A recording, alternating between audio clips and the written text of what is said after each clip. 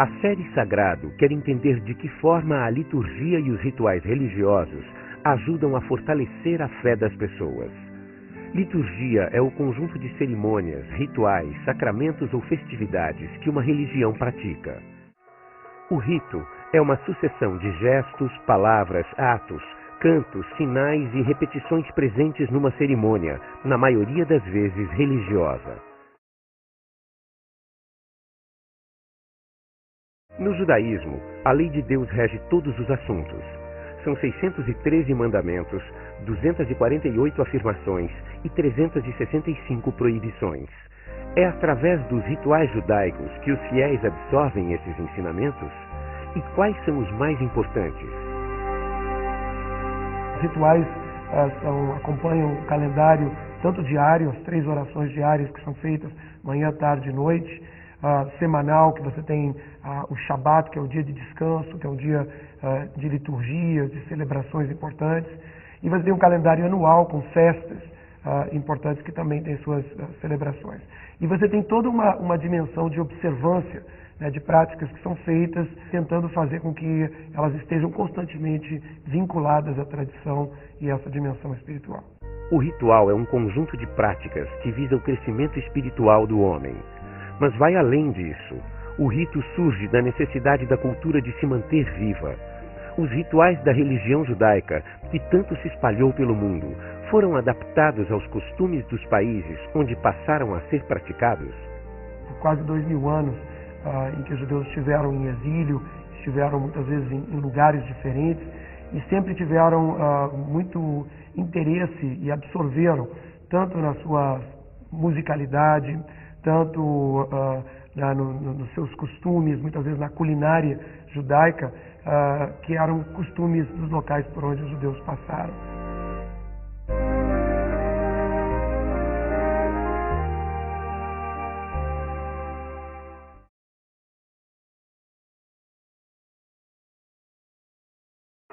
Para o islamismo, qual é o ritual de maior importância? O ritual mais importante dentro do Islã é a oração. É a espinha dorsal da religião. É através do qual a pessoa se liga ao seu Criador. É através da qual o ser humano pode agradecer a Deus, adorá-lo por todas as dádivas que Ele lhe deu. Como a comida é o alimento do corpo físico, a oração é o alimento do espírito. É onde a pessoa consegue se concentrar. É onde a pessoa tem um momento para alimentar o seu espírito e ficar em paz. No islamismo, os rituais religiosos estão baseados em 5 pilares. A Shahada, ou testemunho, as 5 orações diárias comunitárias, a taxa a ser paga, chamada Zakat, o jejum no Ramadã e o Hajj, como é chamada a peregrinação a Meca. Sob a ótica islâmica, um muçulmano que não observa esses 5 pilares será desconsiderado em sua fé? Se a pessoa deixar de praticar esses 5 pilares, a sua estrutura, a sua base, ela estará frágil. Consequentemente, a sua religiosidade estará da mesma forma. Portanto, o muçulmano, ele deve praticar esses 5 pilares para que a sua religiosidade, para que a sua fé esteja sempre sólida.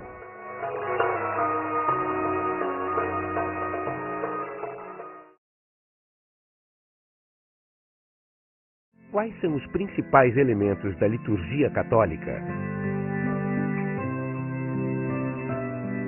Quando a igreja se reúne em nome de Jesus, Ele próprio se faz presente através do seu Espírito, no batismo, na Eucaristia, no sacramento da penitência, na unção dos enfermos. É o próprio Cristo que batiza, que nos fala através da sua palavra que é lida, nos alimenta com seu corpo, perdoa, conforta os enfermos e assim nos acompanha neste mundo do nascimento até a morte.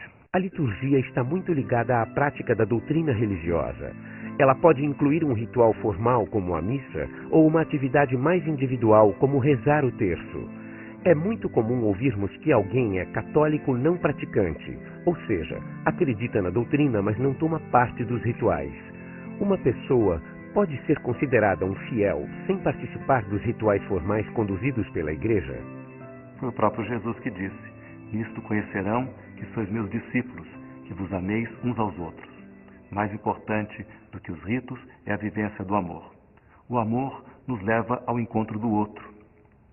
A fé cristã é comunitária. Ela é transmitida, vivida e celebrada em comunidade.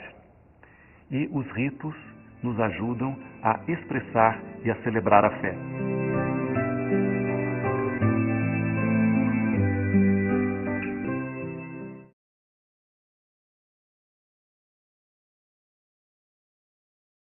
A Federação Espírita Brasileira estima que há cerca de 8 milhões de adeptos do Espiritismo, 30 milhões de simpatizantes e quase 55 mil centros espalhados por todo o território nacional. Os textos fundadores da filosofia espírita negam a existência de liturgias e rituais. Mas de que outra maneira o Espiritismo reúne tantos fiéis em torno de sua doutrina e propaga seus ensinamentos? As instituições espíritas resgatam a simplicidade das primeiras instituições cristãs. São ambientes fraternos, nos quais impera o estudo do Evangelho de Jesus, da doutrina espírita e a prática da caridade, onde se realiza o socorro espiritual de encarnados e desencarnados, se aplica o passe magnético e onde se faz o atendimento fraterno sem cobranças, acolhendo a cada frequentador em suas necessidades mais íntimas. Uma das principais funções de uma religião é conectar as pessoas com o divino, promovendo a espiritualização e a evolução dos fiéis. Nas sessões espíritas, como os fiéis se sentem em contato com o sagrado, já que há poucos recursos litúrgicos disponíveis? As casas espíritas estruturam suas sessões de forma a atender às necessidades daqueles que as buscam. Temos as sessões públicas, onde são realizadas palestras de temas doutrinários e assuntos da atualidade à luz do Evangelho de Jesus. Temos as reuniões de estudo sistematizado da doutrina espírita e toda uma obra social de promoção integral do ser humano.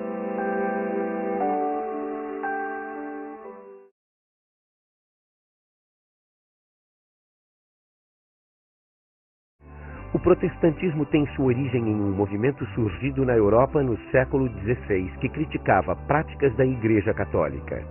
Este espírito de renovação também atingiu os rituais? Quanto da liturgia católica está presente no protestantismo? A Igreja protestante foi se distanciando processualmente de toda a ritualística existente até então, para chegar no que vemos hoje, uma igreja muito mais dinâmica, uma igreja bastante diferenciada na sua eclesiologia da igreja mãe. Por exemplo, o clérigo. O clérigo ele tem um entendimento na igreja evangélica muito mais, diria, popular, muito mais contemporâneo. Desde as suas roupas, é natural e muito comum que hoje o pastor ele suba ao púlpito de calça jeans, de camisa comum, como qualquer outra pessoa usa, quando antes o clérigo tinha toda uma ritualística de roupagens que apenas o sacerdote usava.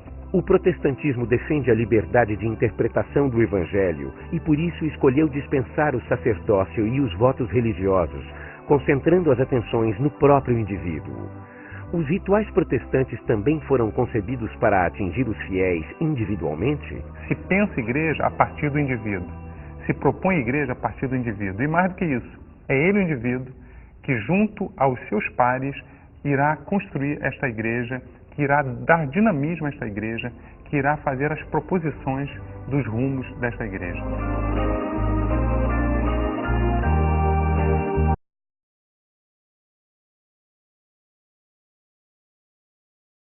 Como é a relação dos pentecostais com o ritual religioso? E quais são seus principais ritos? Como em toda a espiritualidade cristã, os rituais têm e desempenham o papel de trazer à memória aquilo que uma vez foi vivenciado no passado.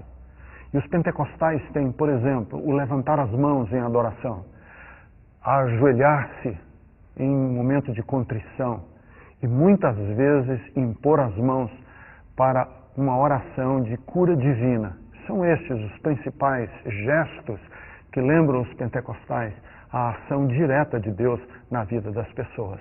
Fazem parte da liturgia pentecostal os rituais de cura e o poder de falar em línguas estranhas manifestados nos fiéis. Estes fenômenos costumam gerar polêmicas em torno de sua legitimidade. Como eles podem ser explicados? O falar em línguas estranhas foi primeiro experimentado no dia de Pentecostes, quando os apóstolos estavam reunidos no cenáculo. E cura divina é uma promessa que nós temos, inclusive, no ministério de Jesus. Claro que existem abusos, existem manipulações desses fenômenos, mas com certeza a longa história do cristianismo prova que há legitimidade também em algumas dessas práticas, em algumas dessas cerimônias que se vê no mundo pentecostal.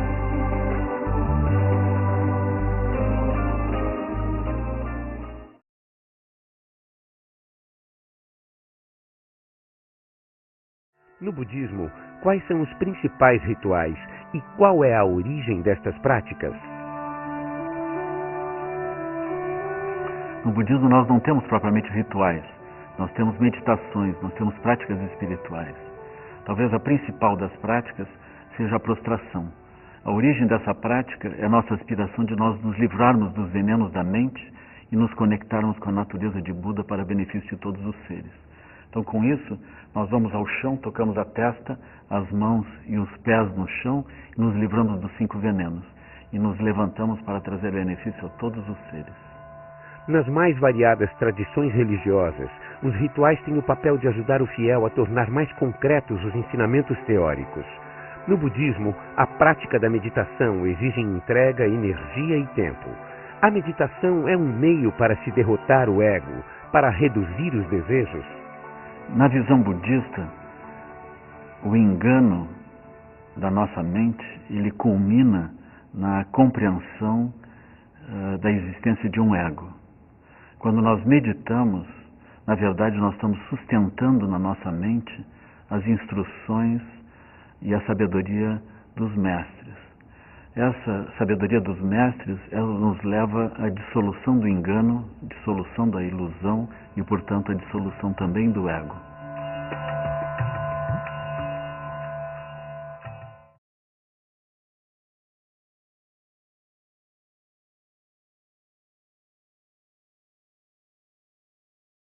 Os povos indígenas brasileiros cultuam as forças da natureza e os espíritos dos antepassados.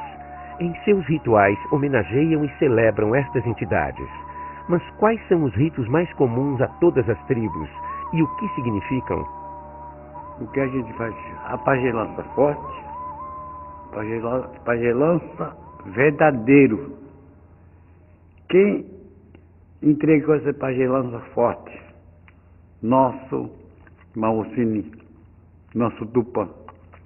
Por isso que a gente faz a dança da fogueira, porque a gente puxa a energia da terra. Quando a gente dança da pagelança, a gente puxa a energia da terra. A cultura indígena é muito rica e diversa. Cada povo tem sua língua, costumes e rituais religiosos próprios. Nascimento, casamento, passagem da infância para a fase adulta e morte costumam ser ritualizados. Para os indígenas, o elemento sagrado está sempre presente nos rituais? Tá, sim, tá. Tem lugar sagrado, chama Morená. Nosso Maocini fez esse lugar sagrado. O que ele colocou? Energia bom, pensamento bom, conhecimento bom. Tudo isso nosso Maocini colocou aí dentro.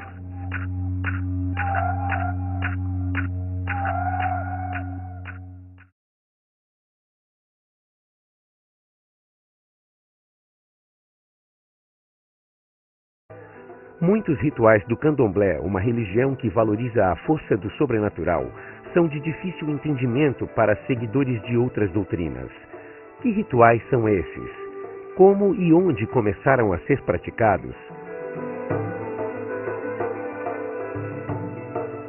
Esses rituais que falam, são nossas práticas culturais que vieram da África, trazida por sábios, por cientistas, por filósofos, né, de origem africana, né, e quando chega aqui se recria no Brasil com condição ambiental favorável. E aí nosso maior ritual é a interação, né, com a natureza, né, a organicidade com a natureza. A gente consegue isso através de canto, dança, alimentação saudável, né, e meditação, que alguns chamam pejorativamente de pegar santo. O candomblé cultua os orixás e outras divindades africanas. É uma religião que preserva o patrimônio étnico e cultural de seus ancestrais. Entre seus rituais está o sacrifício de animais como forma de oferenda para os orixás. Mas onde esta prática teve início? Na África ou no Brasil? O ritual de sacrifício de animais vem da África para o Brasil, mas tem como sua primeira meta, né, alimentar as comunidades terreiras. Só 10% dos animais vai para os pés dos orixás como oferenda. E mesmo assim depois é consumida, né, é onde nós consumimos o axé, né, a força vital do povo de Santo.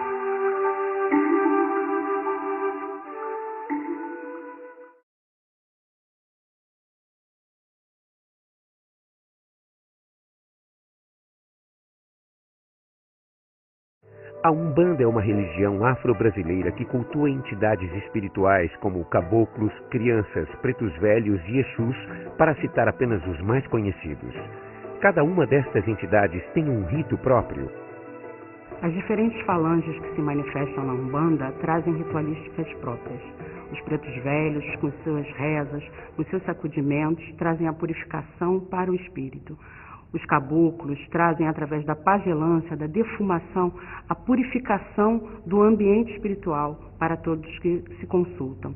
As entidades Exus trazem, através da sua vivência mundana, todos os ensinamentos necessários para combate às fraquezas do instinto e fortalecimento do espírito sobre as dificuldades terrenas. A Umbanda é uma religião brasileira em sua essência, que combina elementos e conceitos do catolicismo, do espiritismo e do candomblé. Os rituais da Umbanda também refletem esta mistura de doutrinas. A Umbanda trabalha em harmonia com as diferentes culturas que se manifestam dentro dela. Através da prática do entendimento que a pagelância é algo rico, através da prática do entendimento que o conhecimento das ervas dos pretos velhos são ricos, através do entendimento que a visão reencarnacionista é aquilo que prepara o espírito para a sua jornada espiritual, e através dos ensinamentos que Jesus é um grande líder espiritual do catolicismo, é que a Umbanda sintetiza todos esses ensinamentos e consegue conviver de forma pacífica, mostrando a sua pluralidade, a sua diversidade e, portanto, a sua riqueza.